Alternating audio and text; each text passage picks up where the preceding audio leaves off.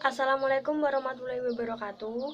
Perkenalkan, kami dari kelompok 10 mata kuliah Akuntansi Perbankan Syariah dari kelas C1 Akuntansi Universitas Tikubang Unisbank Semarang akan menyampaikan materi mengenai akuntansi transaksi ijarah dan IMBT. Sebelumnya, perkenalkan anggota dari kelompok kami dengan saya sendiri Novita Dwi Rustiani, NIM 1905520152 dengan dua teman saya yaitu Nama saya Tika Sari dengan NIM 1905520166. Saya Anis Magufiro, NIM 1905520187. definisi ijarah dan ijarah muntahiyah bitamlik atau IMBT. Ijarah dan IMBT merupakan kegiatan sewa-menyewa yang diperbolehkan oleh syariah. Akad ijarah merupakan akad yang memfasilitasi transaksi pemindahan hak guna atau manfaat atas suatu barang atau jasa dalam waktu tertentu melalui pembayaran sewa atau upah tanpa diikuti pemindahan kepemilikan barang. Adapun akad ijarah muntahiyah bitamlik yaitu memfasilitasi transaksi ijarah yang pada masa akhir sewa, penyewa diberi hak pilih untuk memiliki barang yang disewa dengan cara disepakati oleh kedua belah pihak. Rukun transaksi ijarah. Terdapat 3 rukun transaksi ijarah. Yang pertama, transaktor. Transaktor terdiri dari penyewa atau nasabah dan pemberi sewa atau bank syariah. Perjanjian sewa-menyewa antara bank syariah sebagai pemberi sewa dan nasabah sebagai penyewa memiliki implikasi kepada kedua belah pihak. Implikasi perjanjian sewa tersebut yaitu A. Bank syariah sebagai pemberi sewa. Yang pertama, menyediakan aset yang disewakan. Yang kedua, menanggung biaya pemeliharaan aset. Yang ketiga, menjamin bila terdapat cacat pada aset yang disewakan. B. Kewajiban nasabah sebagai penyewa. Yang pertama, membayar sewa dan bertanggung jawab atas keutuhan aset yang disewakan. Yang kedua, menanggung biaya pemeliharaan yang sifatnya ringan atau non-material. Yang ketiga, bertanggung jawab dan mengganti kerusakan aset yang disewakan jika kelalaian penyewa atau nasabah. Yang kedua adalah objek ijarah. Objek ijarah meliputi pembayaran sewa dan manfaat dari penggunaan aset. Adapun ketentuan dari objek ijarah yaitu yang pertama, objek ijarah adalah manfaat dari penggunaan barang ataupun jasa. Yang kedua, manfaat barang harus dapat dinilai dan dapat dilaksanakan dalam kontrak. Yang ketiga, fasilitasnya mubah. Yang keempat, kesanggupan memenuhi manfaat harus nyata dan sesuai dengan syariah. Yang kelima, sewa adalah sesuatu yang dijanjikan dan dibayarkan kepada LKS sebagai pembayaran manfaat. Yang keenam, ketentuan dalam menentukan sewa dapat diwujudkan dalam ukuran, waktu, dan tempat. Yang ketiga yaitu ijab qabul. Pernyataan dari kedua belah pihak yang berkontrak dengan cara penawaran dari pemilik aset atau bank syariah dan penerimaan yang dinyatakan oleh penyewa atau nasabah. Selanjutnya, saya akan menjelaskan mengenai rukun transaksi IMBT. Berdasarkan Fatwa DSN nomor 27 tahun 2002, disebutkan bahwa pihak yang melakukan transaksi IMBT harus melaksanakan akad ijarah terlebih dahulu. Dengan demikian, pada akad IMBT juga berlaku semua rukun dan syarat transaksi ijarah. Adapun akad perjanjian IMBT harus disepakati ketika akad ijarah ditandatangani. Selanjutnya, pelaksanaan akad pemindahan kepemilikan baik dengan jual beli atau pemberian hanya dapat dilakukan setelah masa ijarah selesai. Selanjutnya, kita akan membahas mengenai rukun transaksi ijarah untuk pembiayaan multijasa. Pembiayaan multijasa dengan skema ijarah adalah pembiayaan yang diberikan oleh lembaga keuangan syariah atau LKS kepada nasabah dalam memperoleh manfaat atas suatu jasa dengan menggunakan akad ijarah. Pembiayaan multijasa hukumnya boleh atau jaiz dengan menggunakan akad ijarah atau kafalah. Adapun pengawasan syariah transaksi ijarah dan IMBT yaitu yang pertama memastikan penyaluran dana berdasarkan prinsip ijarah tidak dipergunakan untuk kegiatan yang bertentangan dengan prinsip syariah.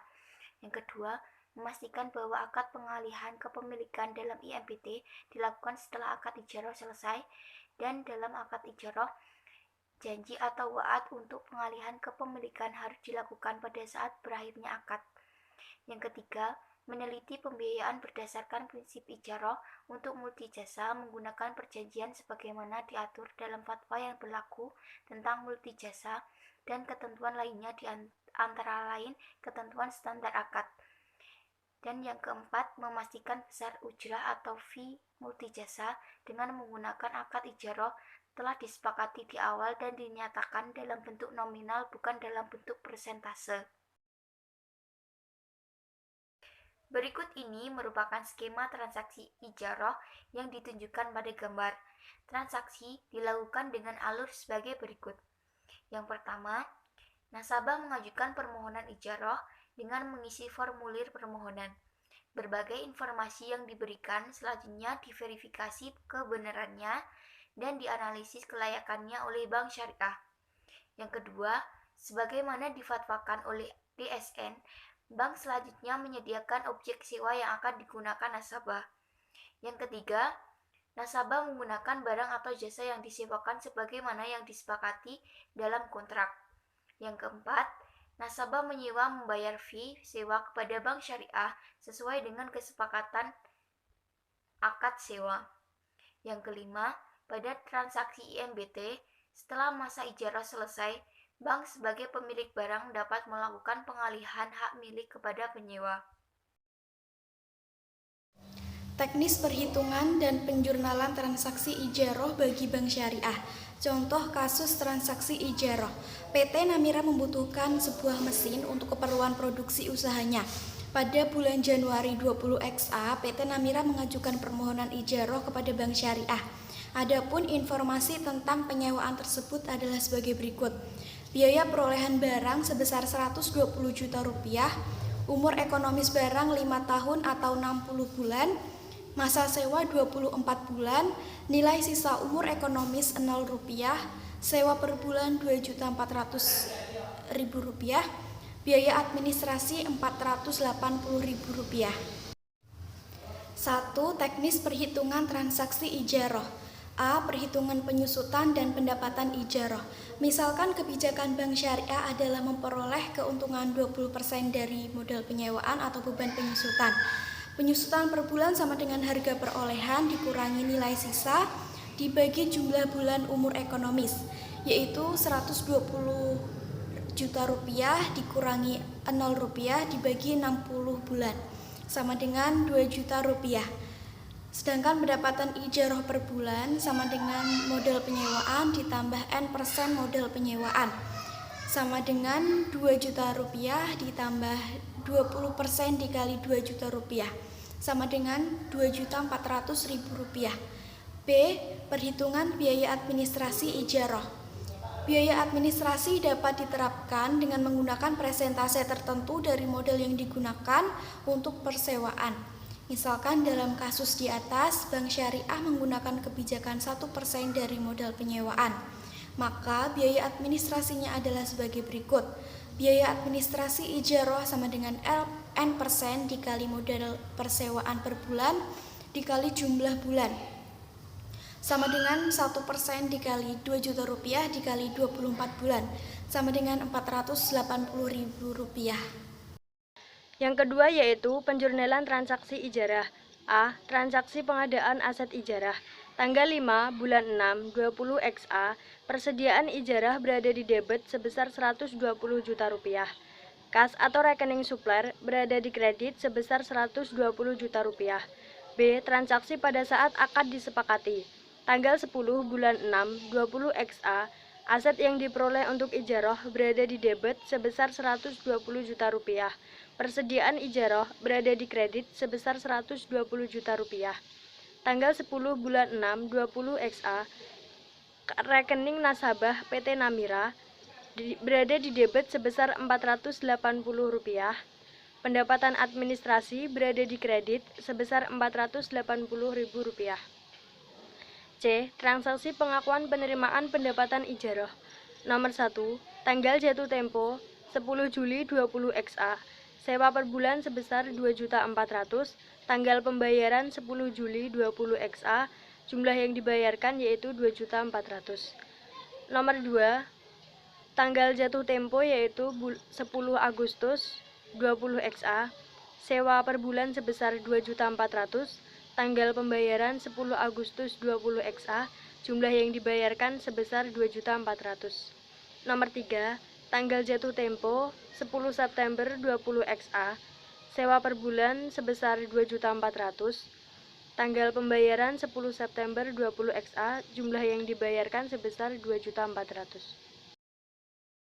Kemudian untuk nomor 4, tanggal jatuh tempo 10 Oktober 20 XA dengan sewa per bulan 2.400.000, tanggal pembayarannya 10 Oktober 20 XA, dan jumlah yang dibayar adalah 2.400.000. Untuk nomor 5, tanggal jatuh tempo 10 November 20 XA dengan sewa per bulan 2.400.000, tanggal pembayarannya 5 Desember 20 XA, dan jumlah yang dibayarkan 2.400.000. Untuk yang nomor 6, tanggal jatuh tempo 10 Desember 20 XA dengan sewa per bulan 2.400.000, tanggal pembayarannya 10 Desember 20 XA dengan jumlah yang dibayar 1.400.000, dan pada tanggal pembayaran 3 Januari 20 XA, jumlah yang dibayarkan 1 juta. Selanjutnya, pembayaran sewa oleh nasabah dilakukan saat jatuh tempo. Pada tanggal 10 bulan 7 20 XA, kas rekening nasabah didebit 2.400.000 dan pendapatan sewa di kredit 2.400.000. Untuk tanggal 10 bulan 8 20 XA, kas rekening nasabah didebit 2.400.000 dan pendapatan sewa di kredit 2.400.000. Nah, untuk tanggal 10 bulan 9 20 XA, kas rekening nasabah didebit 2.400.000 dan pendapatan sewa di kredit 2.400.000. Untuk tanggal 10 bulan 10 20 XA, kas rekening nasabah didebit 2.400.000 dan pendapatan sewa di kredit 2.400.000. I2, pembayaran sewa oleh nasabah dilakukan setelah jatuh tempo. Tanggal 10 November 20 XA, rekening piutang pendapatan sewa berada di debit sebesar Rp2.400.000, pendapatan sewa akrual berada di kredit sebesar Rp2.400.000.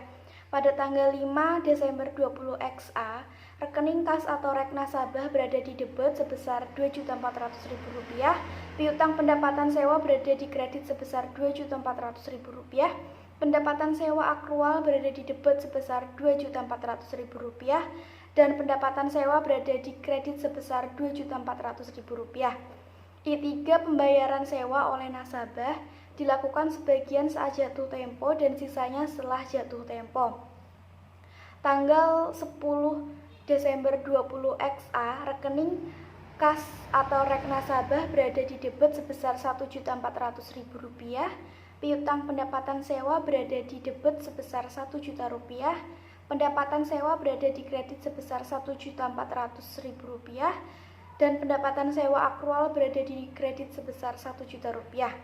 Pada tanggal 3 Januari 20 XB, rekening kas atau rek nasabah berada di debit sebesar Rp1 juta, piutang pendapatan sewa berada di kredit sebesar Rp1 juta, pendapatan sewa akrual berada di debit sebesar Rp1 juta, dan pendapatan sewa berada di kredit sebesar Rp1 juta. Sekian presentasi dari kelompok kami, kurang lebihnya mohon maaf. Wassalamualaikum warahmatullahi wabarakatuh. Terima kasih.